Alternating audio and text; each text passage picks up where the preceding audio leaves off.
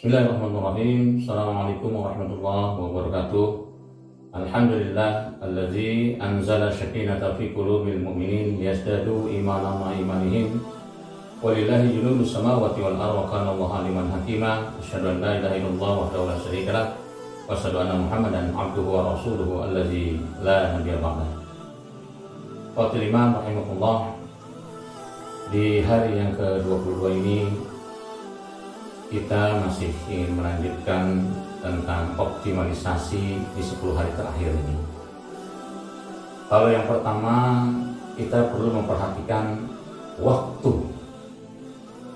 Yang kali ini, yang kedua, mengoptimalkan di 10 hari terakhir ini dengan menghidupkan malam-malamnya dengan qiyamul lail, tilawah Quran, zikir, dan juga doa. Di dalam salah satu firman Allah Subhanahu wa taala dalam surat Al-Muzammil yang insya Allah sudah begitu akrab kita dengan surat ini, di mana Allah Subhanahu wa taala menyatakan ya ayyuhal muzammil, wahai yang berselimut. Artinya kita diperintahkan oleh Allah Subhanahu wa taala jangan asik dengan tidur. Qumil laila illa qalila, kata Allah Subhanahu wa taala. Bangunlah. Ayat ini pertama kali diperintahkan kepada Rasulullah sallallahu alaihi wasallam. Bangunlah di malam hari. Kecuali hanya sedikit sekali, kata Allah Subhanahu wa taala. Hanya sepertiga malam. Tidak panjang. Makanya Allah katakan qumil laili illa qalila, bangunlah kalian, begitu kata Allah Subhanahu wa taala, di malam hari kecuali hanya sedikit sekali. Nah, qatibillah rahimahullah, artinya di 10 hari terakhir ini kita mencoba untuk berjaga-jaga karena ada informasi dari Allah Subhanahu wa taala. Di 10 hari terakhir ini ada satu malam yang nilainya lebih baik dari 1000 bulan.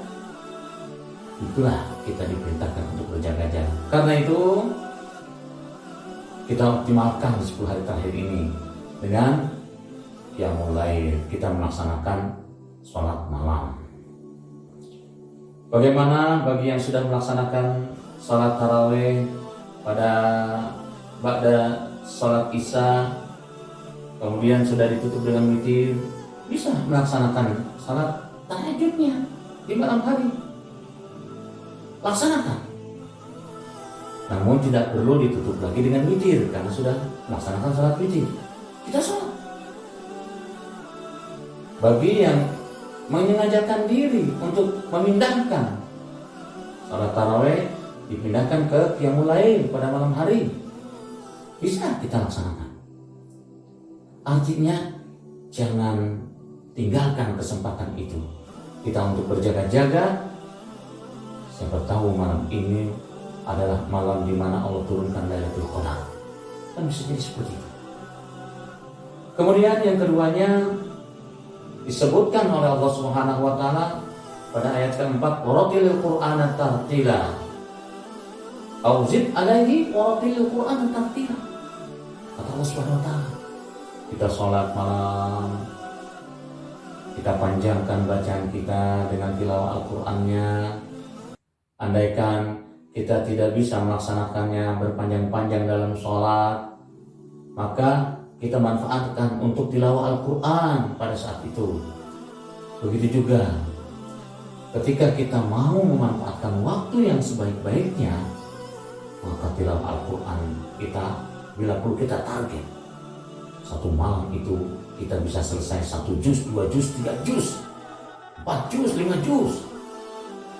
Kalau kita perhatikan, Imam Asy-Syafi'i sehari bisa menyelesaikan sampai 2 kali khatam, bahkan sampai 3 kali khatam. Luar biasa. Karena itulah, qatibillah rahimahullah, setelah kita mencoba untuk memahami malam yang luar biasa. Jangan sampai ada yang terlewat sedikit pun untuk kita melaksanakan qiyamul lail, tilawah Al-Quran. Kemudian yang tidak kalah pentingnya, kita zikir. Ya, qiyamul lail itu termasuk zikir di dalamnya, karena di dalam sholat itu ada al-janibu zikri. Tilawah Al-Quran juga disebut inna nahnu nazzalna zikra wa inna lahafizun. Al-Quran juga merupakan zikir ketika kita membacanya. Dan yang tidak kalah pentingnya, kita perbanyak berdoa kepada Allah Subhanahu wa Ta'ala. Pada waktu itu Ummul Mukminin bertanya kepada Rasulullah SAW, doa apa yang paling tepat aku utarakan di 10 hari terakhir ini? Rasulullah mengatakan, Allahumma innaka afun tuhibbul afwa fa'fu anni. Itulah doa yang diajarkan oleh Rasulullah SAW. Perbanyaklah kita berdoa. Allahumma innaka afun, ya Allah, ampuni aku, ampuni aku, ampuni aku. Tuhibbul afwa fa'fu anni, sesungguhnya Engkau Maha Pengampun.